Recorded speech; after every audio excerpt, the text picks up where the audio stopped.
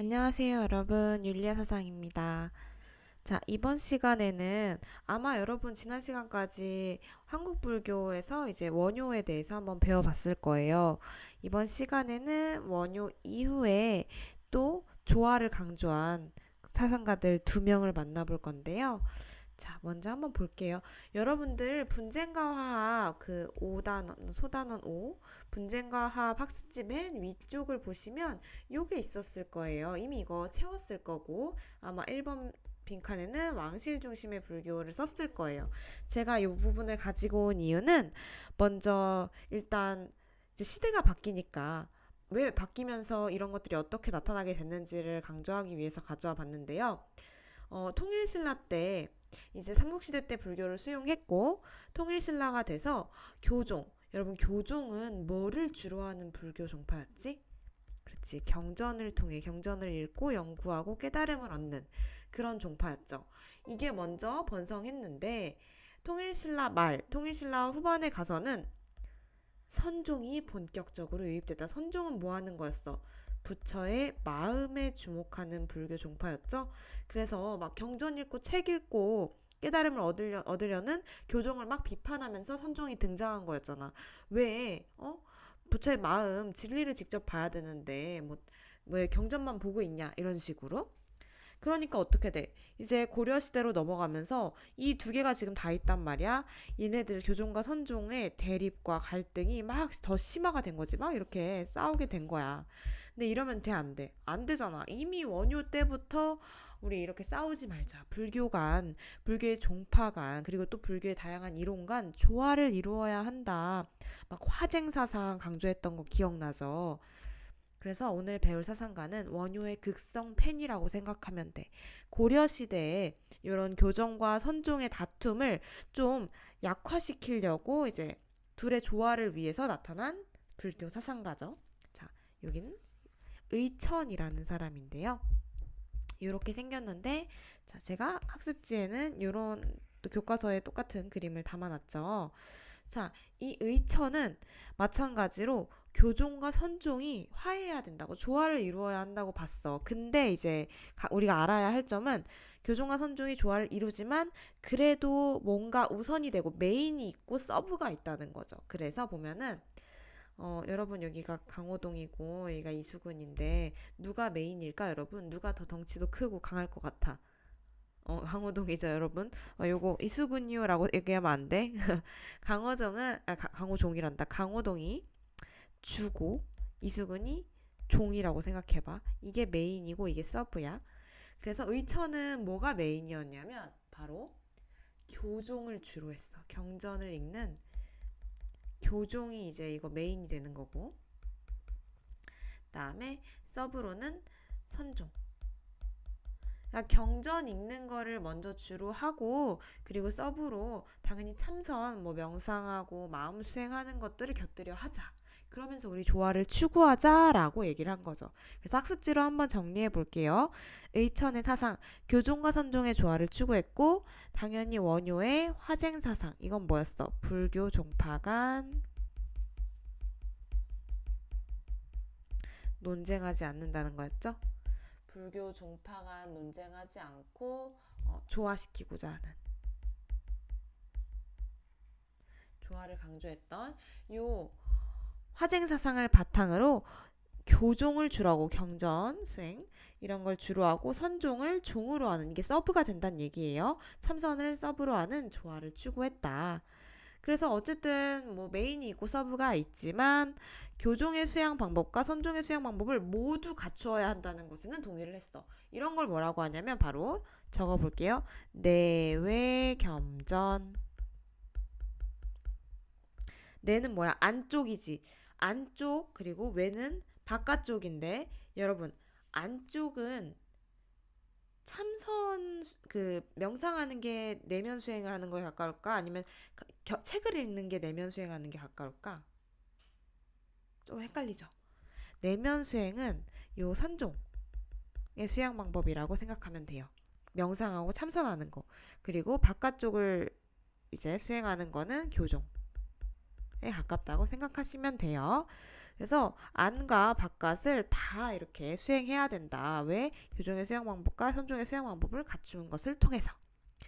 그리고 사실 요 7번 빈칸도 6번이랑 크게 다르지 않아. 비슷한 내용 계속 반복하고 있는 거예요. 한번 적어볼게요. 교관겸수. 교관겸수라는 건 무슨 뜻이냐면 이거는 가르침인데 여기야 경전 읽기랑 여기서 관은 볼관인데 그냥 참선이라고 생각하면 돼요. 명상하는 거. 요것도 함께 수행해라. 어때? 보니까 내외겸전이랑 교관겸수랑 크게 다른 것 같지 않지? 내외겸전에서는 요 수양 방법 두 개 다 해야 된다는 거고 교관겸수에서는 뭐 똑같아. 이런 두 가지 수행 방법을 통해서 진리를 깨우쳐야 한다.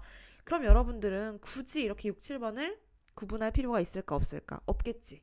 의처는 교종의 수양 방법과 선종의 수양 방법을 둘 다 조화시키는 걸 강조하면서도 뭐가 메인이 되어야 한다? 교종이 메인이 되어야 한다라고 주장했던 사상가라는 거 아시면 되고요. 그리고 요 내외겸전, 교관겸수가 의천의 키워드라는 거 이해하시면 될 것 같아요. 그럼 다음으로 넘어가 보자. 자, 다음 사상가는 이제 고려 후기에 의천 이후에 나타난 또 다른 사상가인데 진울이라는 사상가예요. 굉장히 이렇게 생겼는데 이 진울이라는 사상가 또한 마찬가지예요. 여기 똑같은 그림 제가 넣어놨죠. 똑같이 선종과 교종이 조화되어야 하는데 얘는 순서가 뒤바뀌었어. 뭐가 메인이야? 선종이 메인, 교종이 서브.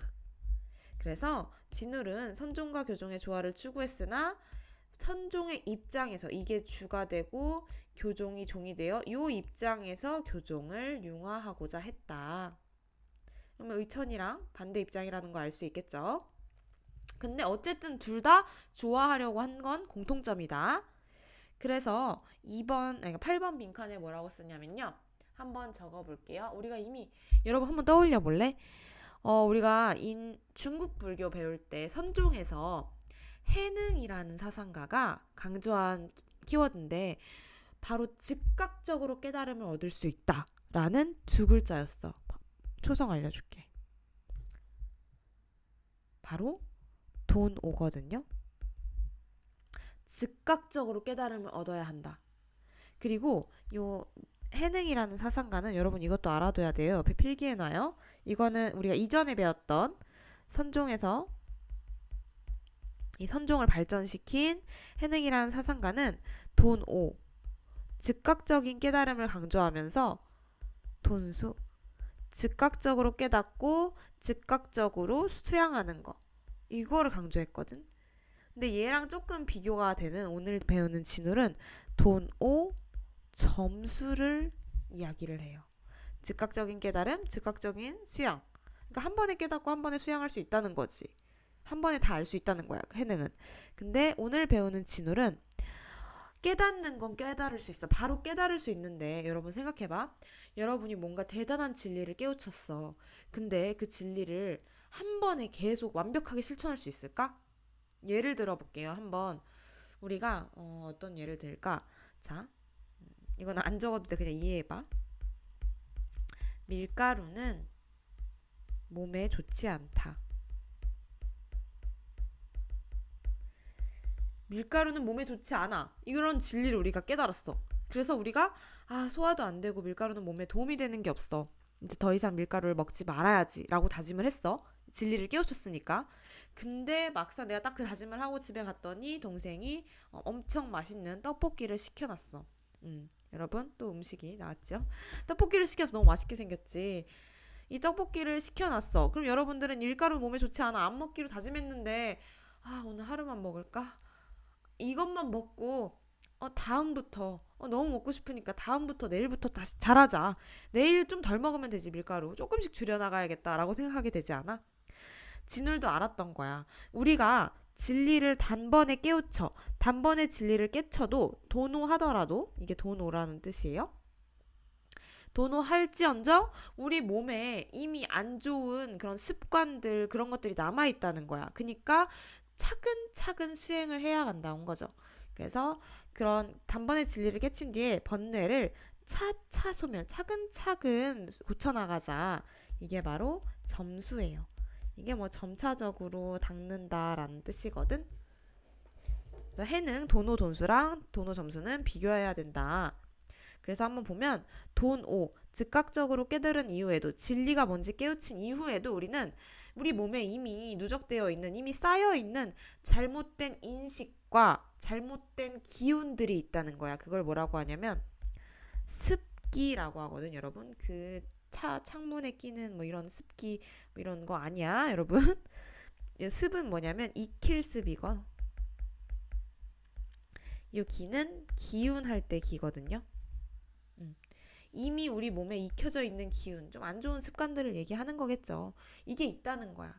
그러니까 이 습기는 바로 제거돼, 안 돼? 안 돼. 진리를 이미 알았더라도. 그래서 바로 제거되지 않으니까 차근차근 닦아나가는 점수가 필요하다고 얘기를 한 거죠. 도노 점수 꼭 기억하세요. 그러면 이제 마지막이네. 요 점수가 필요한데 차근차근 닦아나가기 위해선 또 수행을 해야 될 거 아니야, 우리가. 그러한 수행법으로 두 가지를 제시해. 정과 해를 함께 닦아나가라. 그래서 정, 해, 함께. 쌍수. 그 쌍수 아니야, 이거. 이거 아니야, 여러분. 눈 아니야, 쌍수. 정해 쌍수. 정은 뭐냐면 여기 보면은 이렇게 이 한자를 여러분들이 본 적이 있을 텐데 선정할 때 정이거든요. 쉽게 말해서 이것도 명상이야. 그냥 참선하는 거야. 내면을 닦는 거죠. 그리고 요 해는 부처의 지혜야. 그래서 사실 요 명상하고 참선하는 거는 선종하고 교종하고 어떤 게 더 가까울까? 그치, 선종에 더 가깝겠죠. 그리고 요 해, 부처님의 지혜를 얻는 건 당연히 선종에서도 얻겠지만 조금 더 경전을 통해 얻는 게 좀 가깝겠죠. 교종이 가깝다는 거야.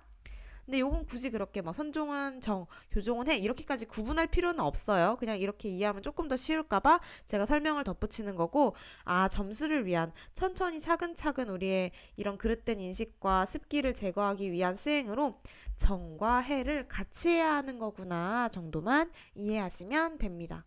네, 이렇게 하면 우리 한국 불교 사상가 원효도 했을 거고 의천 진울 이렇게 간단하게 끝내봤는데요.